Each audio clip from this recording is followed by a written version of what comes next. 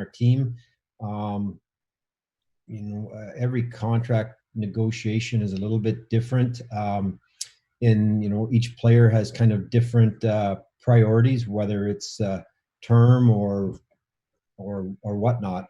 Really, we're able to reach agreement on a term that worked for both of us, and obviously a salary amount that worked for both of us. So, with all of our younger players, and I consider Anthony one of our younger players, we're trying to build around this group, and each contract that we do, we try to make it work with what within what we're trying to do. We have a salary cap that we have to deal with. Not that that's an issue for us today, but it potentially could be in the future. You just don't know. So we're careful in what we do.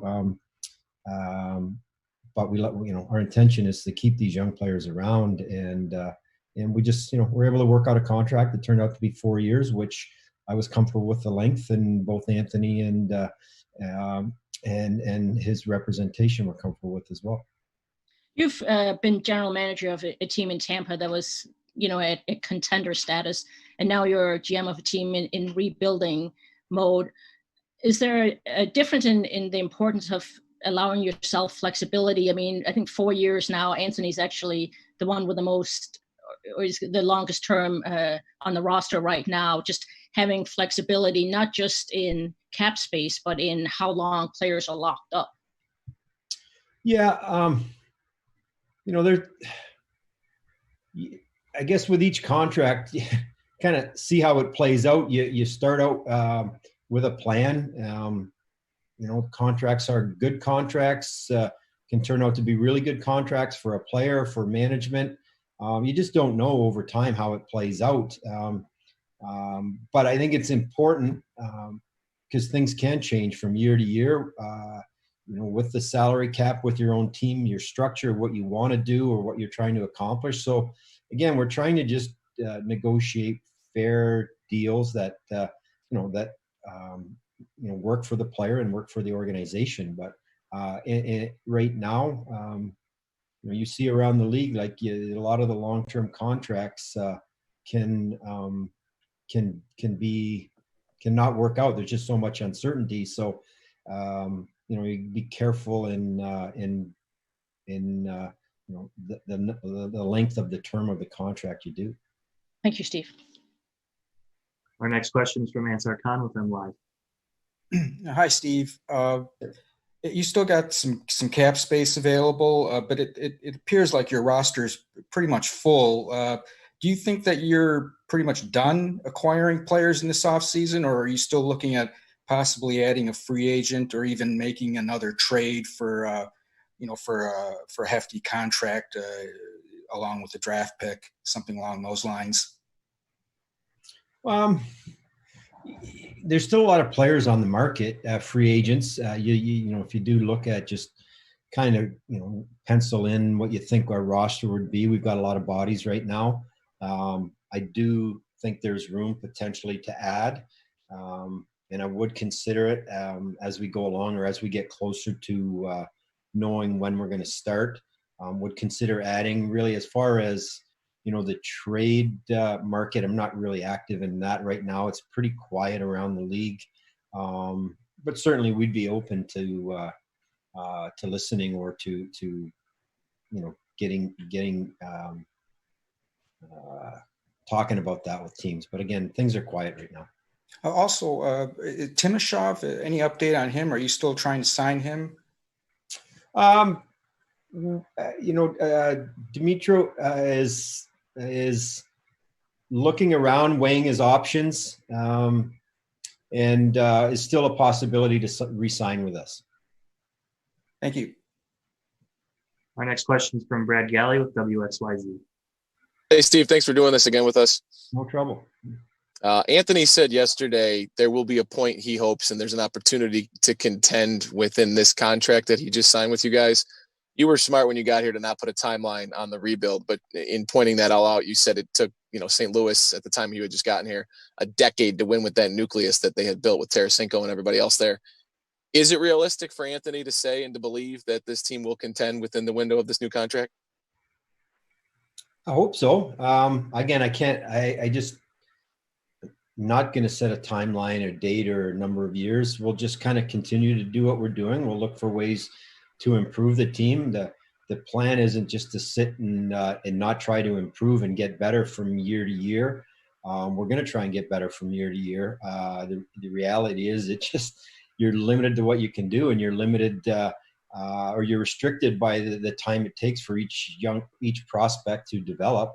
And then, it's just not as simple as just going out and making a bunch of trades and getting really good players and signing a bunch of free agents. So I don't know the timeline for it, but I think over the course of Anthony's career, I expect our team to be better. All right, fair.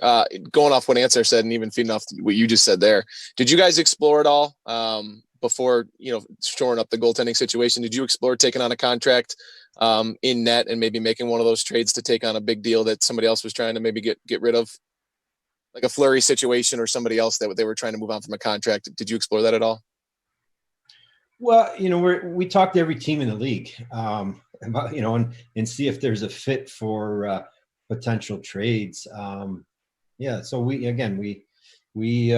look at every option, and sometimes you find a fit with a team, and ultimately we were able to acquire Thomas Greiss, a good goaltender, through free agency. That at the time we didn't have to give up any potential assets to make that signing. All right, thank you. Our next question is from Max Boltman with The Athletic. Hey, Steve, thanks for doing this. Yeah, no problem. I'm just curious with Tyler. I know he's the one who filed for arbitration. Would you have liked to do something longer term there, or were you pretty content to have a 1-year contract with him?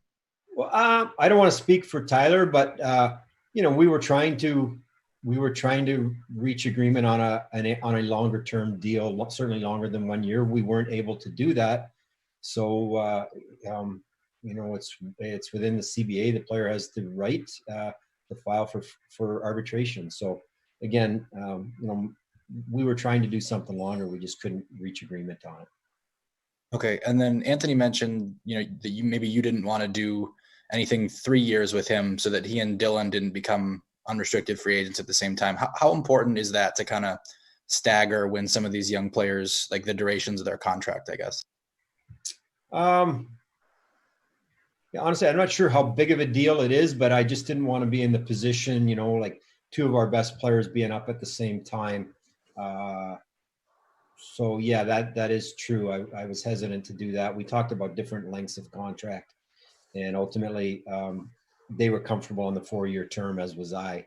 So again, I just, with the two players potentially being up, it would be my hope that as we sit here and talk today, it would be my hope that we're not worrying about that on June 30th, that we have two players up, that our intention would be to get them re-signed prior to that. But it just, I think it's a good approach, is to try and stagger some of these things. It doesn't always work out that way, but in this situation, we're able to do that. And then last thing from me, is Michael Rasmussen healthy? I saw he'd only played in a couple of games over there in Austria so far. Yeah, I think their league is shut down right now. I think there's a coronavirus issue. So I think the league, and at the very least within his team, I think there was an issue. So that's why they've played so few games. But I don't know, Max, if the whole league is done or just their team right now. Okay, thank you. Yep.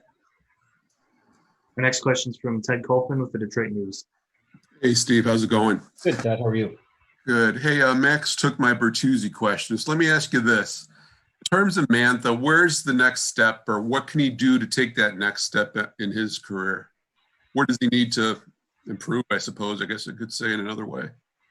Well, I think all our guys can improve, and they should be trying to improve every year they play. And we're trying to stress that with the guys. For Anthony, the biggest thing, I want him to stay healthy. And I mean, I'm sure he wants to stay healthy too.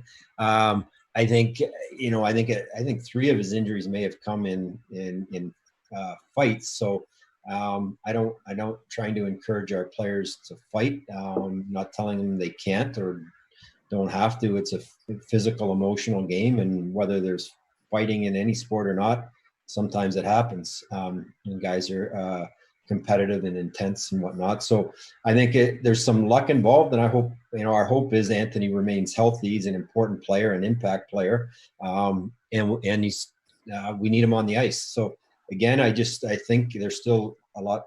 These guys are all young guys, improving their overall game, both ends of the rink, and the better teams have good habits. Was managing the puck,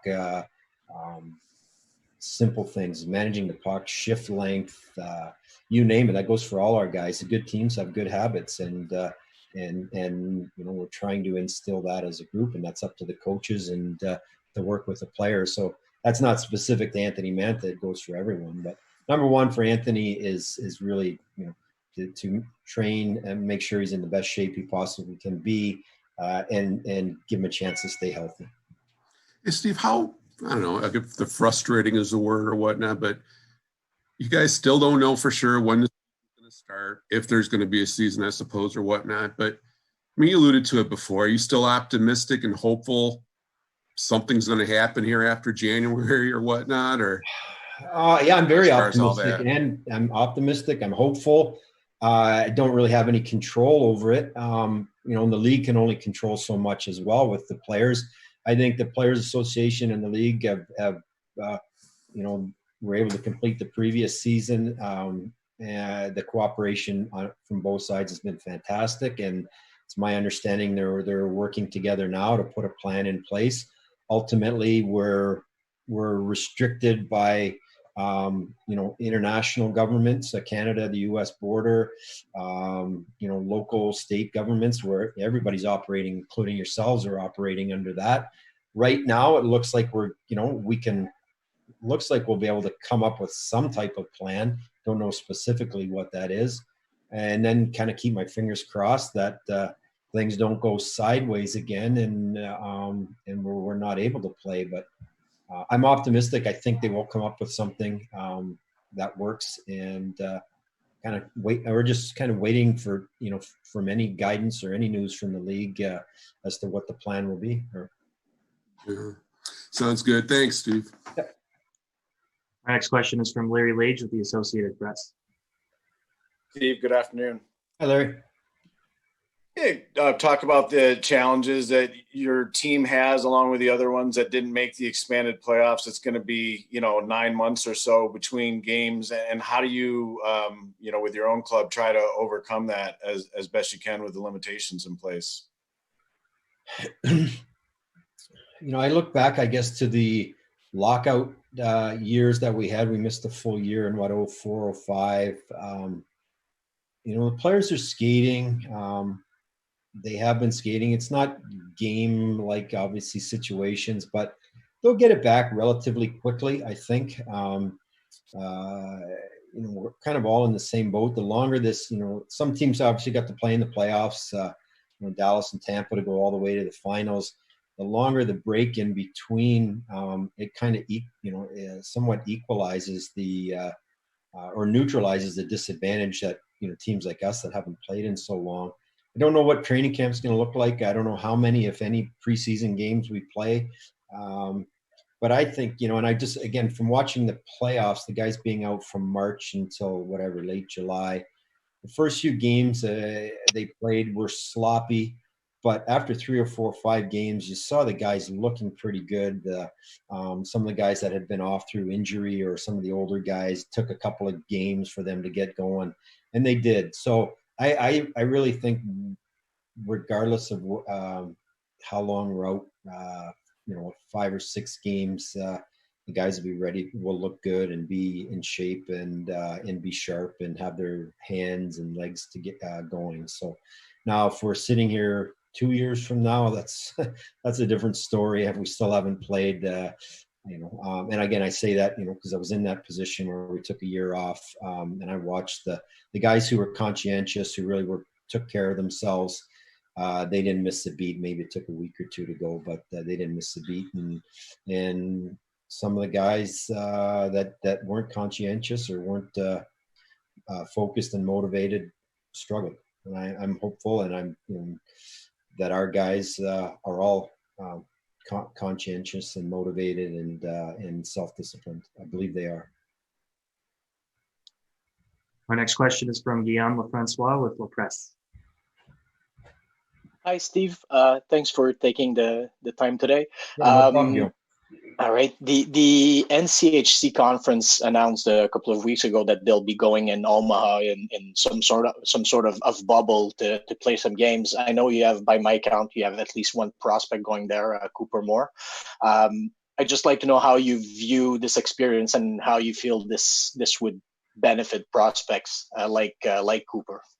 Well, all the young guys, it's important for every player to do what they do as a profession. But for these young players, it's important to play. It's important for their development as hockey players. So we're kind of gradually watching all the different amateur leagues, even professional leagues, figure out a way, come up with a plan to start. So we're anxious to watch the kids. You mentioned Cooper.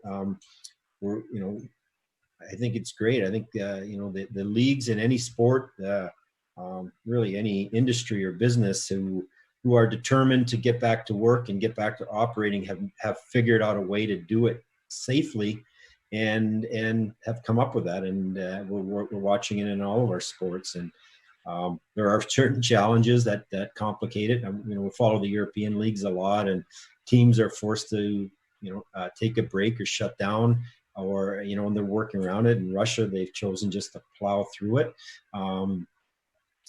So anyway, we're optimistic. I think more of the colleges will start playing, which I think is great. The Canadian junior leagues have different plans, as in the Quebec League. They're figuring out a way to forge ahead in as safer way as possible. So I think everybody wants to play and everybody wants to work. All right. Thank you. Yep. Our next question is from Art Regner with DetroitRedWings.com.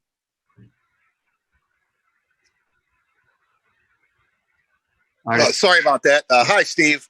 How's it going? That's good. You? I am doing well, thank you. Were you sleeping, or were you on mute?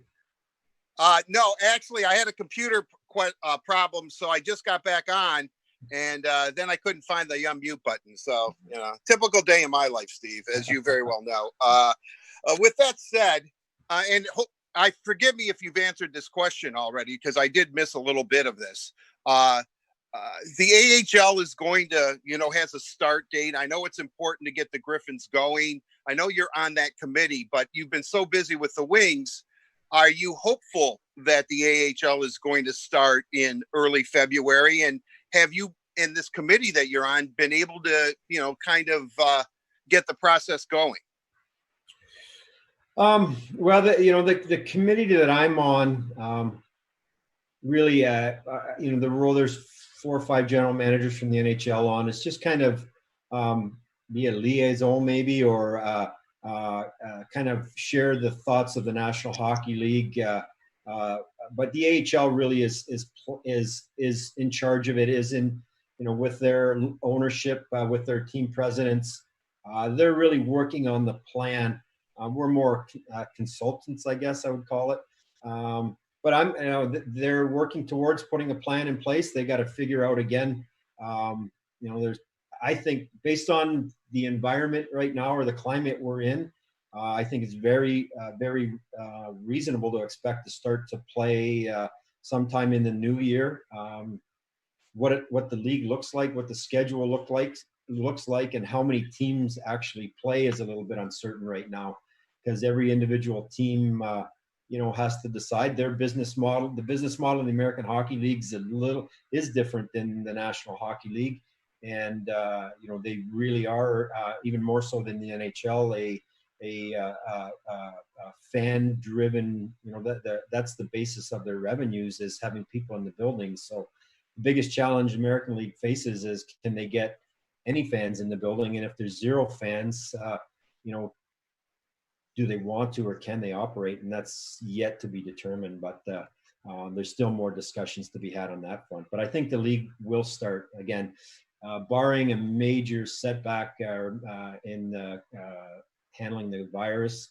The league will start. How many teams play, I'm not sure, and what the format of play is, it remains to be determined.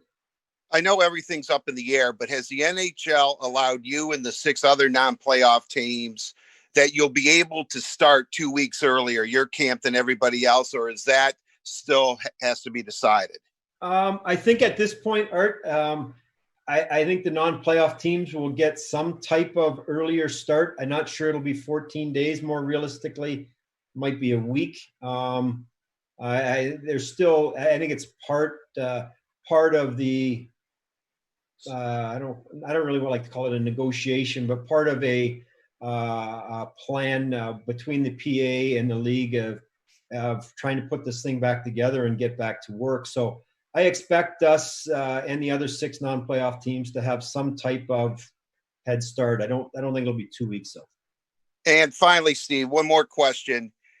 If this is a compacted schedule, as everyone is predicting, do you believe this would be like a one-time deal only for this year, that the league will allow NHL teams to expand their rosters, maybe even up to 30 players? Is that feasible? Is that something you'd like to see? I guess I'm not sure that I'm not on the committee between the league and the PA in the discussions of returning to play. I don't know. I'm not aware, Art, that's part of the plan. Expanded rosters. I'm really not sure, and I can't tell you if it's necessary at this point either. Depending on what happens with the American League, I think an expanded roster probably really is only necessary if the American League doesn't play, because we got to figure out what we do with our American players under contract in the American League. But as of yet, I think we can make it work with our 23-man roster and a compressed schedule. With our minor league teams playing, it should be okay. Great. Thank you very much, Steve. Appreciate it. No problem, Mark. All right, looks like that'll wrap us up today. Thank you, Steve, for your time today, and thanks to everyone else for joining us. Yeah, no, thank everyone for coming on for a few minutes. Appreciate it, and we'll see you all soon. Thanks, Steve.